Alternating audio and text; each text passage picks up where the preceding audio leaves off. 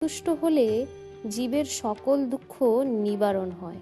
পার্বতীর এ কথা শ্রবণ করে মহাদেব বললেন, হে সতী, ফাল্গুন মাসের কৃষ্ণপক্ষের চতুর্দশী তিথির ঘোর অন্ধকার রাতকে শিবরাত্রি বলে। ওই রাত্রে যে ব্যক্তি উপবাসী থাকেন, তাতে আমি যেরূপ সন্তুষ্ট হয়ে থাকি, পুষ্প ধূপ দীপ প্রদানেও সেরূপ সন্তুষ্ট হই না।